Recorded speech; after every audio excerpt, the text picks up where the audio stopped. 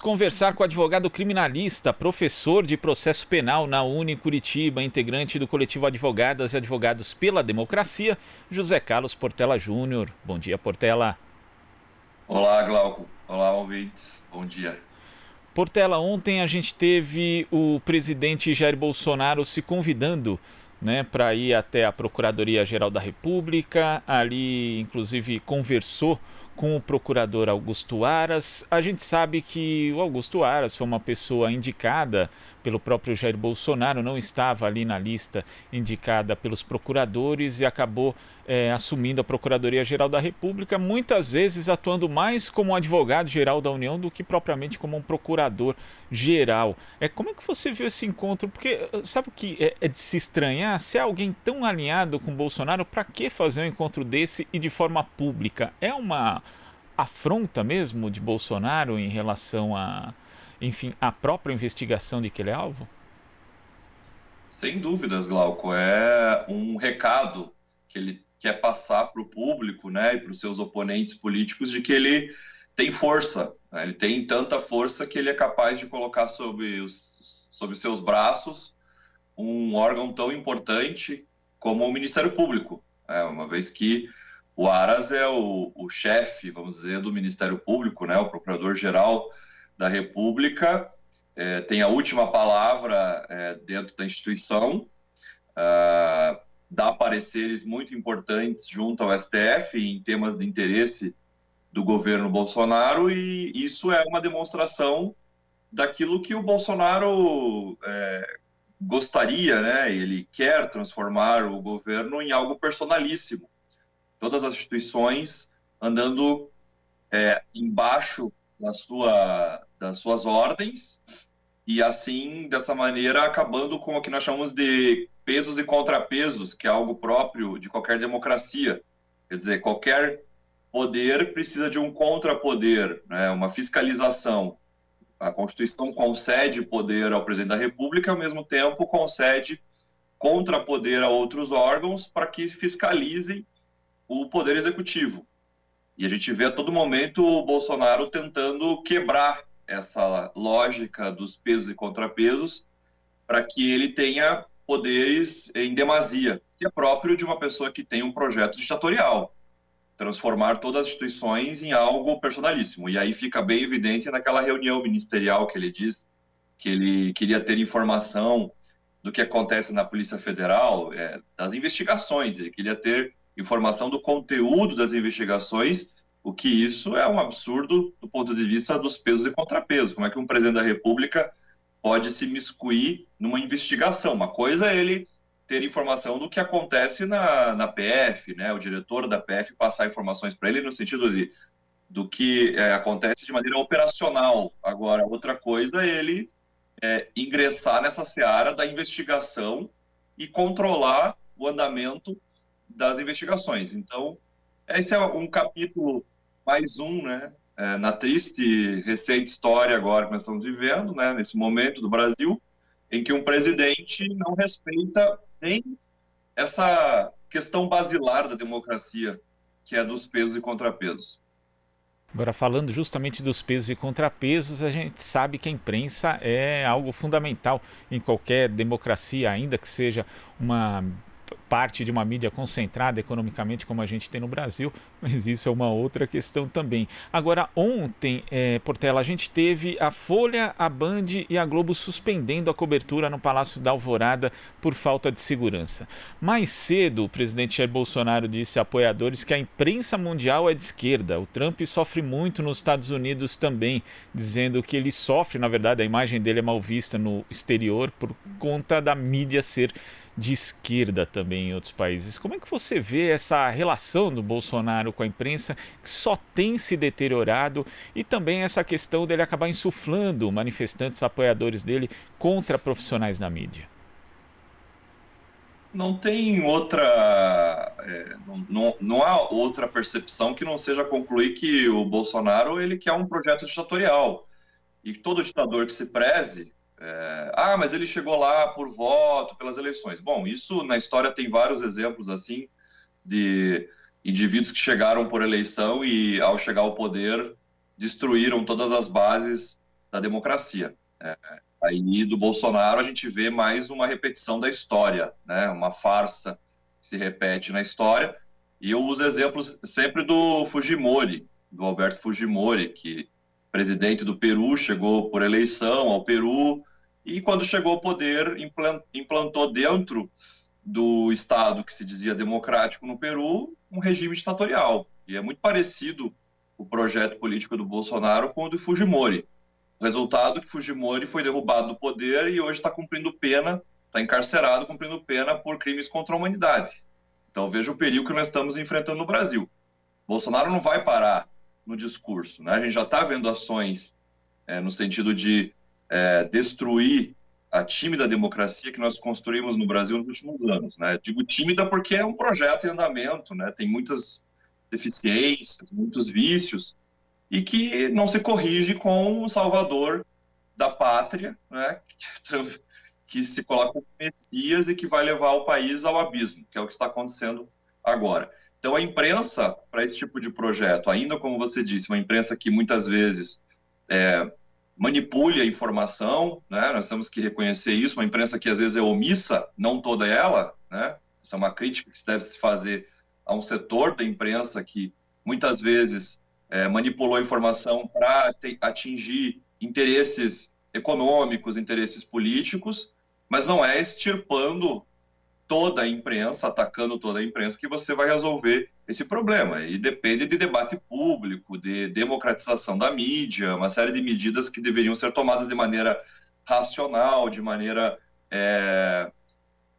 com debate amplo na sociedade, para que a gente pudesse resolver esses problemas na mídia. Mas o que o Bolsonaro faz é uma retórica típica de ditador, colocando sobre os ombros da mídia a culpa por que o governo não vai bem, né? Porque a mídia está retratando para o povo uma mentira de que o governo está indo ótimo, mas a mídia acaba fustigando o Bolsonaro para derrubá-lo, né? Ele sempre coloca esse discurso de que ele está sendo perseguido pela imprensa, quando na verdade o que nós vemos aí é uma imprensa que está fazendo aquilo que deveria fazer, né? O checks and balances, o peso e contrapeso. Cabe à mídia fiscalizar os agentes públicos no sentido de informar aos cidadãos o que está acontecendo dentro do poder, né? Porque muitas vezes o cidadão não tem acesso a essa informação e também não tem como ele sozinho ter acesso à informação, porque é difícil de você entrar num site do governo e levantar informações, e muitas vezes são informações que são omitidas, informações que não condizem com a realidade, né? Uma imprensa que seja livre, ela tem que questionar a todo momento essas informações que vêm do governo. E, de fato, nenhum governante fica muito feliz quando é criticado. Isso faz parte do jogo, né? A mídia aponta o dedo, descortina alguma coisa que está podre ali, que o governo quer esconder, isso faz parte do jogo, mas o Bolsonaro quer levantar essa bandeira que é própria de regime ditatorial, de que a imprensa tem que ser calada, uma imprensa que tem que ser controlada e amordaçada, ameaçada, né? Aí a Folha, que suspendeu a cobertura dos discursos ali presidenciais por falta de segurança. É isso que os apoiadores do Bolsonaro queriam, né? Uma imprensa ameaçada, acuada. E a gente viu um discurso parecido desse, do tipo, a esquerda controla a mídia, né? A mídia está na mão dos comunistas. A gente viu isso, algo parecido no regime ditatorial do Hitler. Usavam da mesma retórica, dizendo que a esquerda estava na mão do comunismo e dos judeus, da comunidade judaica, e por isso era preciso combatê-la como inimiga. É isso que nós estamos vendo de novo na história, agora no Brasil. A gente tem também a mídia aduladora, né, Portela? Porque teve um episódio recente envolvendo o SBT, né, em que um jornal de sábado foi simplesmente suspenso, foi cancelado ali, não foi exibido, e o que se apurou é que, na verdade, o dono da emissora, o Silvio Santos, ele não queria expor ali de novo a reunião ministerial, não queria que aquele assunto fosse tratado. O que é bastante sintomático porque se trata de uma concessão pública. O Silvio Santos pode ser dono de um veículo de comunicação, mas ele não é dono da concessão. A concessão tem que atender a determinados interesses, né? Interesses que são públicos, Portela. Isso mesmo. Tem que olhar o que diz a nossa Constituição Federal a respeito disso, aliás, quando fala da comunicação social, né, que a comunicação ela atende interesses da comunidade, né, interesses sociais, e uma concessão para um canal de TV que ameaçado ou que ganhe algum tipo de favorecimento do governo passe a apenas veicular notícias boas para o governante da vez ou omita notícias que podem comprometer a imagem daquele governante, está indo contra o que diz a Constituição, não está cumprindo com a função social que é obrigatória conforme o texto constitucional. Não é um canal privado, né? A concessão ela não é algo privado, ela é de interesse público, a empresa SBT do Silvio Santos, mas para ela poder veicular os seus programas, ela usa de uma concessão pública, e para usar uma concessão pública precisa atender o texto constitucional. É essa regra num Estado democrático de direito, como pretendia a nossa Constituição.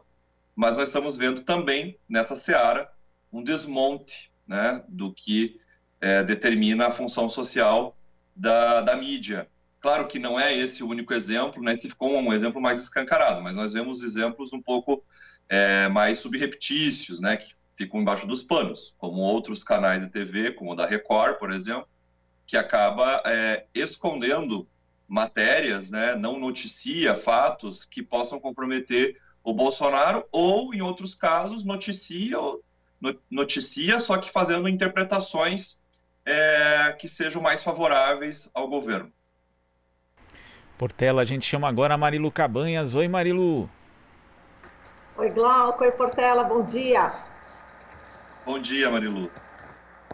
Portela, bom, a gente viu que assumiu ontem, né, no Tribunal Superior Eleitoral, o ministro José Roberto Barroso. Ele repudiou os ataques, né, ao STF, disse que ataques destrutivos às instituições já provocaram ditaduras no país e que é preciso armar o povo com educação, cultura e ciência. Bom, enfim, é um cutucão grande aí no presidente Bolsonaro, né? Agora, no TSE, existem 5 ações, não é isso, que questionam a chapa Bolsonaro-Mourão, né, por supostos crimes cometidos no pleito de 2018. Qual que é a tua expectativa, Portela, em relação a essas ações e se realmente poderão ir adiante nesse momento tão delicado que a gente está vivendo no país?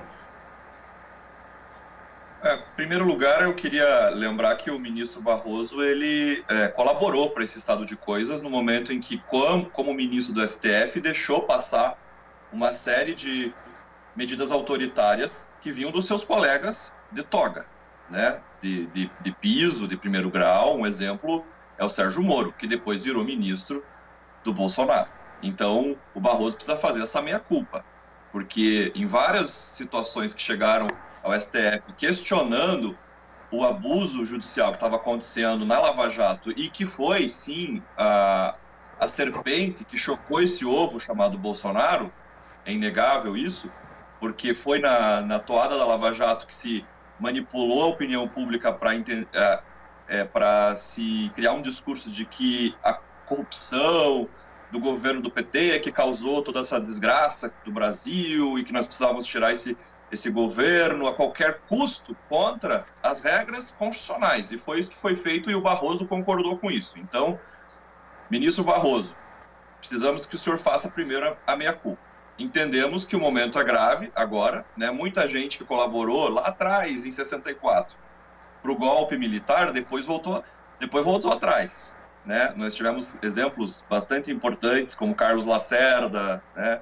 Como o Sobral Pinto, advogado, né, famoso, que defendeu dissidentes políticos da ditadura civil-militar, mas no começo, pessoas como senhores engrandeceram o golpe militar, entendendo que o golpe militar era necessário para tirar o Brasil da desordem, aquele discurso todo, né, das mãos do comunismo. Depois viram que fizeram uma grande burrada, porque jogaram o país nas mãos do autoritarismo, da carnificina, né?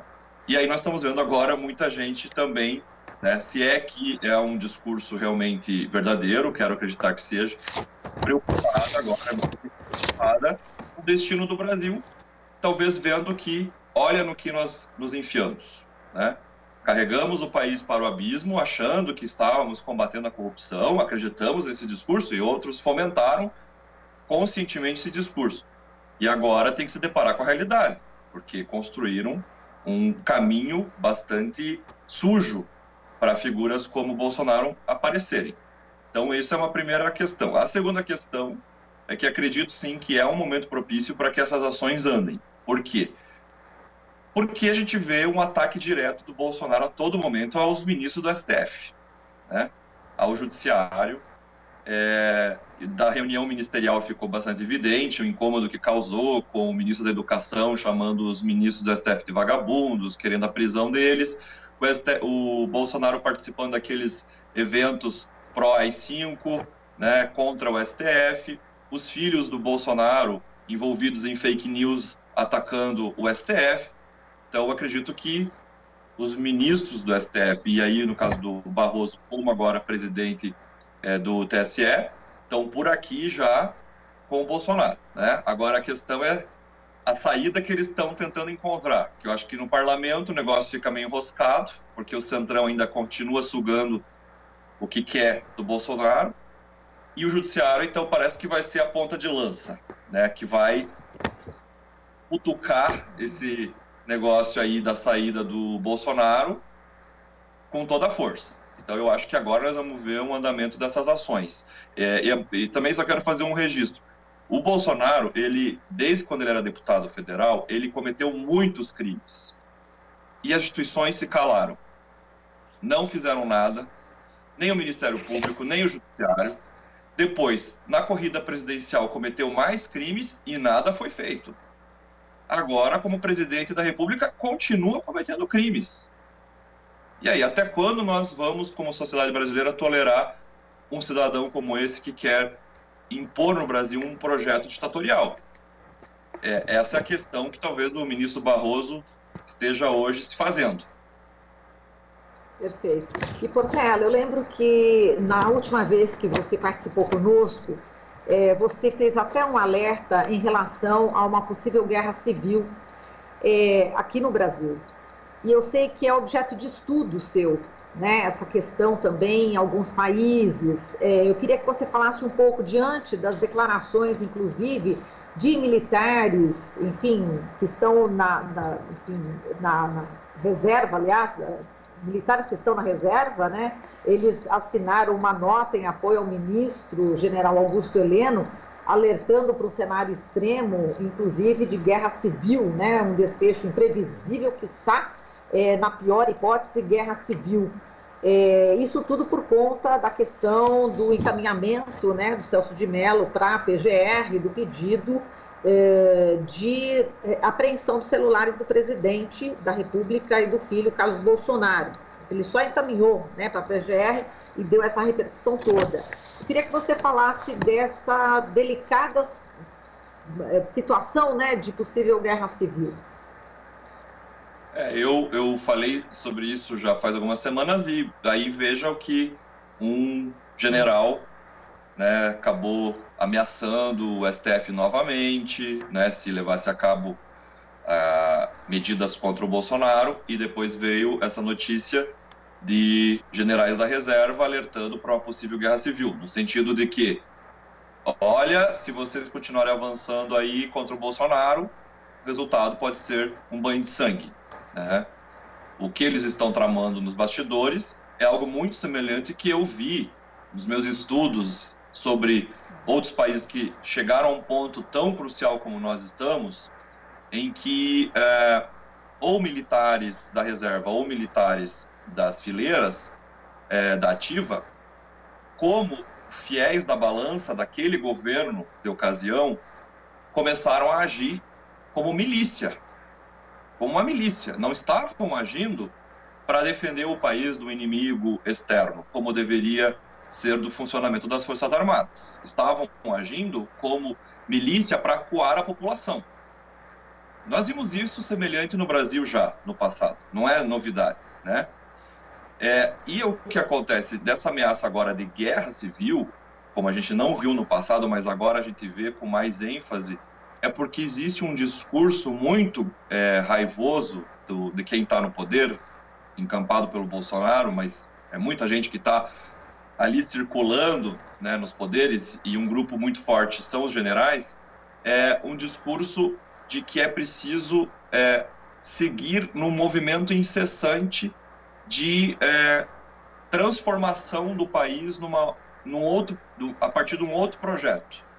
E que nessa transformação do país, quando há bloqueios, como, por exemplo, a imprensa que critica, os partidos de esquerda que querem formar uma frente para disputar a eleição, os movimentos sociais que estão, né, agora no momento da pandemia, fica um pouco difícil, mas que há protestos virtuais e questionamentos sobre as políticas econômicas. Então você vê que existe um discurso crescente de insatisfação, né? Você vê uma insatisfação crescente, e você vê do outro lado o discurso que é de impor um outro projeto de cunho neoliberal no Brasil, custe o que custar. Esse é o discurso. Lá na reunião ministerial ficou bem claro isso, né? Assim, tem que fazer isso, vamos fazer isso apesar da pandemia, vamos atropelar as regras e vamos fazê-lo, né?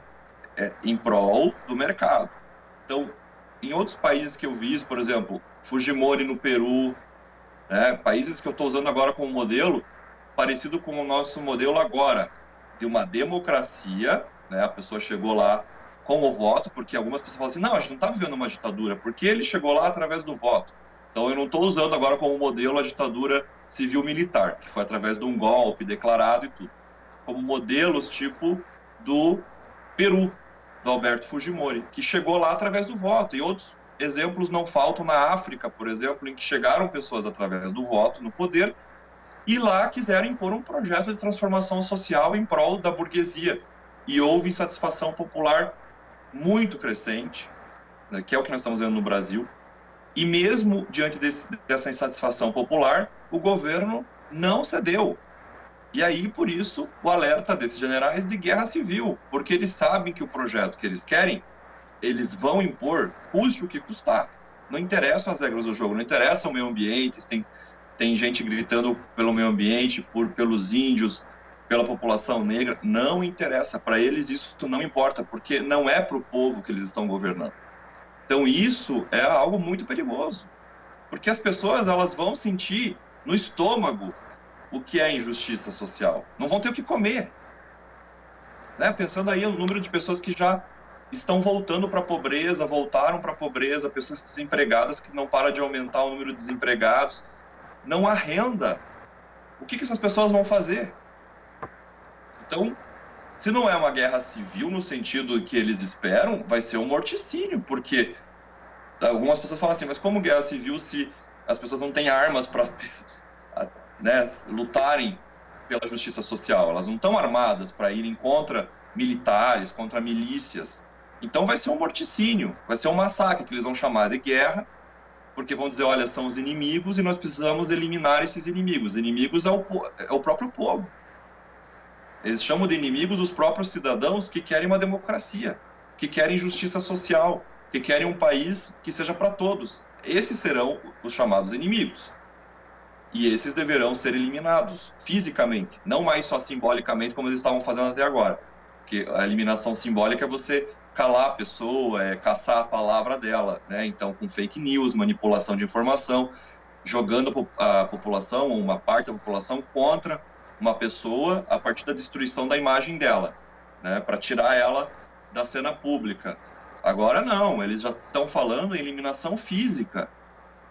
Então é por isso que o judiciário talvez esteja agora num alerta vermelho, né? Já passou do alerta vermelho, acho que já estamos no alerta vermelho máximo já, né? A 1 segundo da desgraça. E se nada for feito pelas instituições, o que passa a mensagem para o Bolsonaro? Que ele pode tudo. Ele vai fazer o que tiver que fazer, ele já deixou isso claro. E aí os generais estão do lado dele, apoiando mais uma vez o morticínio contra a população brasileira. Certo, Portela, muito obrigada, viu, por toda a tua análise e toda essa tua pesquisa. Um forte abraço para você. Bom dia, obrigado pela oportunidade. Conversamos aqui com o advogado criminalista e professor de processo penal na Unicuritiba, integrante do coletivo Advogadas e Advogados pela Democracia, José Carlos Portela Júnior. Você está ouvindo Jornal Brasil Atual. As notícias que os outros não dão.